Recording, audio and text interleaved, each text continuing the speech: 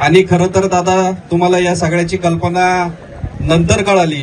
या महाराष्ट्रातील सगळ्या मित्रपरिवारांनी ठरवलं दादांचा वाढदिवस आता एक वेगळ्या पद्धतीने साजरा करायचा आणि या शिवनेरी गडावरती सगळा मित्रपरिवार एकवटला.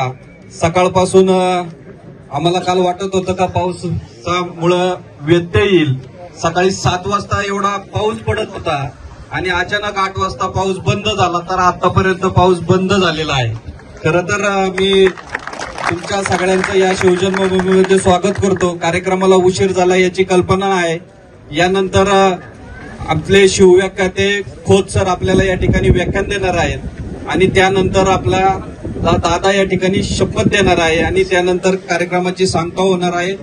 जाताना आपल्याला सगळ्यांना जेवण करून जायचंय. महालक्ष्मी लॉन्स खाली उतरल्यानंतर त्या ठिकाणी जेवणाची सगळ्यांची व्यवस्था केलेली आहे आणि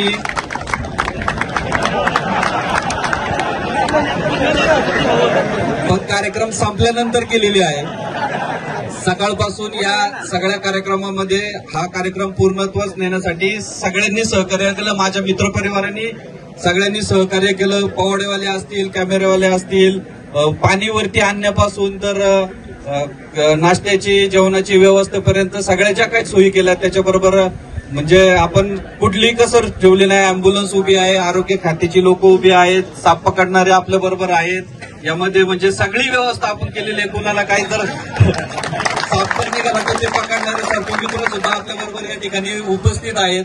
म्हणजे अशा सगळ्या प्रकारची व्यवस्था आपण केली. त्याच्यातून जर काही चूकभूल झाली असेल तर एक दादांचं सहकार्य या नात्याने आपण आम्हाला या करावा आणि मी दादांना आपल्या सगळ्यांच्या वतीनं या ठिकाणी वाढदिवसाच्या शुभेच्छा देतो आणि थांबतो. धन्यवाद. खरं तर वाढदिवस साजरा करणं मला कधी म्हणजे मी कायम वाढदिवसाच्या दिवशी गायबच असतो. परंतु मागच्या वर्षी काय आलं, निवडणुकीनंतरचं पहिलं वर्ष होतं आणि म्हणून निवडणुकीनंतरचं पहिलं वर्ष आपण असं गायब होणं योग्य नाही. म्हणून मी वाढदिवसाच्या दिवशी मागच्या वर्षी संगमनेरला होतो. आपल्यातल्या अनेक लोकांनी मला तिथे येऊन शुभेच्छा दिल्या आणि यावेळेस काहीतरी वेगळं करावं या सगळ्यांच्या मनामध्ये आलं आणि त्यांनी हा सगळं घडून आणलं. सत्यशील आणि माझे तर आम्ही गेले 15-20 वर्षापासूनचे सहकारी आहोत. आम्ही तसं म्हणजे नात्यागोत्यांनी पण आम्ही जवळचे आहोत आणि मित्र म्हणून पण आम्ही अतिशय जवळचे आहोत.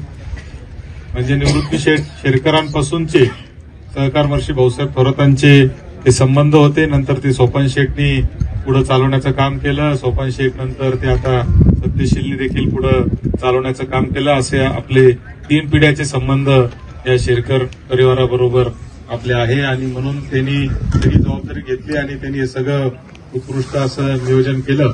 त्याबद्दल सत्यशील तुझे आणि तुझ्या सगळ्या टीमचे विघ्नर सहकारी कारखान्याचे सर्व स्टाफचे देखील आभार मानतो.